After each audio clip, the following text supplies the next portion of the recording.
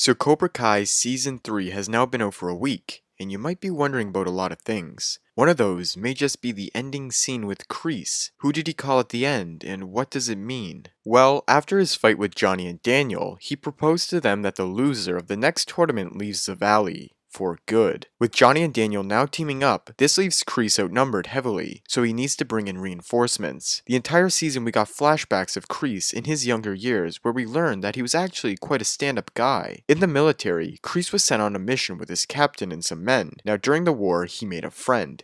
Terry Silver, who also went on this side mission with him. They were eventually captured and imprisoned in a cell-type cage made of bamboo. Long story short, they soon realized they were going to be put into a fight to the death between one another, above a pit of thousands of poisonous snakes and cobras. When the Vietnamese officer came into the cell to decide who would fight who next, he pointed to Terry Silver and the captain. Silver was terrified. He couldn't move and he pleaded not to go, knowing he would die. John Kreese stood up and took the place of his friend, fighting the captain instead and sending him to his doom. At the same time, the United States Air Force flew overhead and napalmed the area, saving the soldiers. Kreese runs to the cell of cheering men, opens the gate, and lets them free. The last soldier out to thank him is Terry Silver. Silver gives him a hug, looks him in the eyes, and says he owes Kreese for saving him, that no matter what, anything he would need, he'd be there for him, his whole life. Whatever he needs. So now, Kreese is taking that favor and is calling his old buddy Terry Silver. Now, if you don't know who Mr. Silver is, he's as snaky as he is rich. In Karate Kid 3, he trained Daniel while he manipulated him into becoming someone he wasn't. Now, he owned Dynatox Industries, where he would dump nuclear sludge and waste anywhere he wanted, and he would make billions. His goal in Karate Kid was to humiliate Daniel by hiring Mike Barnes, Karate's bad boy, to beat him at the All Valley tournament. Basically, a public statement that Cobra Kai was back on top and beat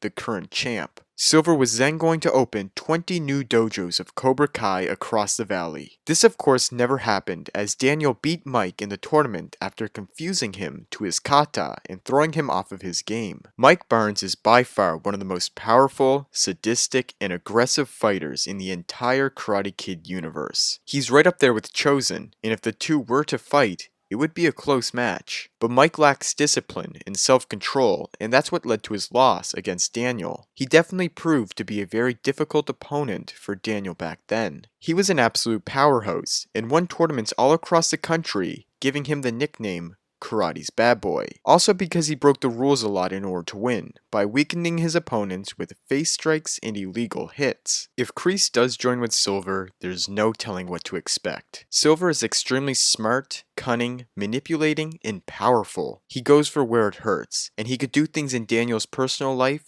that Kreese wouldn't have the power to do. Perhaps even crashing Daniel's whole dealership. The man is worth billions, and if he's still worth billions, he can do a lot of damage. Back in Karate Kid 3, he had a lot of pull with the law, often bribing officials to get his way. Silver could bring Mike Barnes back into the fold, and if Mike is still in the karate game, perhaps bringing his own lethal students in if he's a teacher or sensei. This could make Cobra Kai near unbeatable. If the Cobras win the tournament, then Eagle, Fang, and Miyagi-Do must leave the valley, ceasing to exist in the karate world, leaving only Cobra Kai the biggest dojo, training kids to be jerks for years to come. Terry Silver makes Kreese look like a good guy. He's very dangerous and not to be trusted, and I can't wait to see him return. Presumably, it's been just around 30 years since Kreese and Silver last spoke. After the defeat of Mike Barnes at the tournament, the two probably went their own separate ways.